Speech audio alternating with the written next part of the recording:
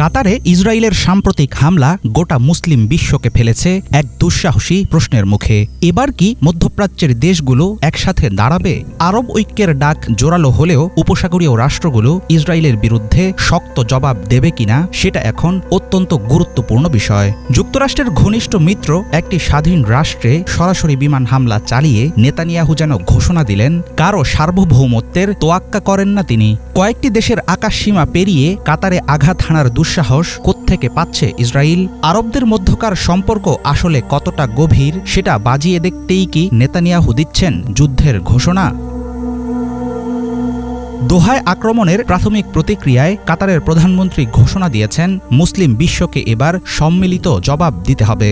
কাতারের পাশে দাঁড়িয়েছেন সৌদি আরব, সংযুক্ত আরব আমিরাত, কুয়েত ও জর্ডানের নেতারা।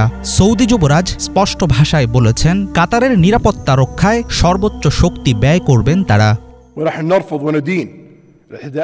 ইসরায়েলের সকল আগ্রাসন আমরা প্রত্যাখ্যান করি। ভ্রাতৃপ্রতিম দেশ কাতারের উপর তেল আবিবের চালানো বর্বর হামলার নিন্দা জানাই। এর জবাবে আরব বিশ্ব, ইসলামী মিত্র ও আন্তর্জাতিকভাবে পদক্ষেপ নিতে হবে।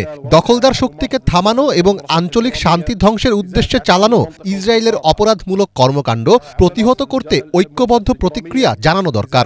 আমরা কাতারের পাশে আছি। তারা যে কোনো ব্যবস্থাই নিক না কেন, কোনো রকম বাধা ছাড়া সর্বোচ্চ শক্তি দিয়ে আমরা তাদের সাহায্য করব।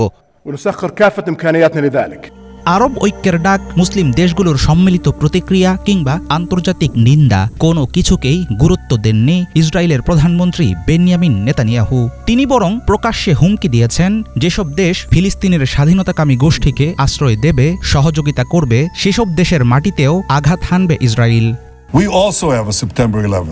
আমরা ৭ অক্টোবরের হত্যাযজ্ঞের পেছনে থাকা সন্ত্রাসী মাস্টারমাইন্ডদের টার্গেট করেছি, আর সেটা করেছি কাতারের মাটিতে। দেশটি সন্ত্রাসীদের নিরাপদ আশ্রয় দেয়, গাজার যোদ্ধাদের অর্থ যোগায়, তাদের নেতাদের বিলাসবহুল বাড়ি গাড়ি সবকিছুই দেয়। আমি কাতার সহ যেসব দেশ সন্ত্রাসীদের আশ্রয় দেয় তাদের সবাইকে বলছি, তোমরা হয় তাদের বহিষ্কার করো, নয়তো বিচারের মুখোমুখি করো, কারণ তোমরা কিছু না করলে আমরা নিজেরাই দেখে নেব।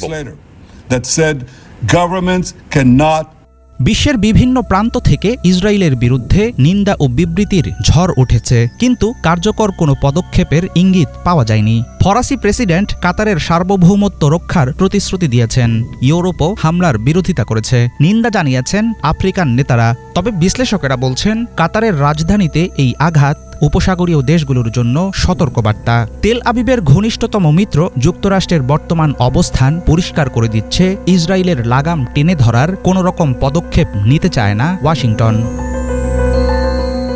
মধ্যপ্রাচ্যে গ্রেটার ইসরায়েল প্রতিষ্ঠা উগ্রপন্থী নেতানিয়াহু সরকারের একটি সুদূরপ্রসারী লক্ষ্য। ইসরায়েল এখন আর গাজা আগ্রাসনের মধ্যেই সীমাবদ্ধ নেই। মার্কিন ছত্রছায়ায় থাকা দখলদার রাষ্ট্রটি মধ্যপ্রাচ্যের প্রায় প্রতিটি মুসলিম দেশের অস্তিত্বকে ফেলছে হুমকির মুখে।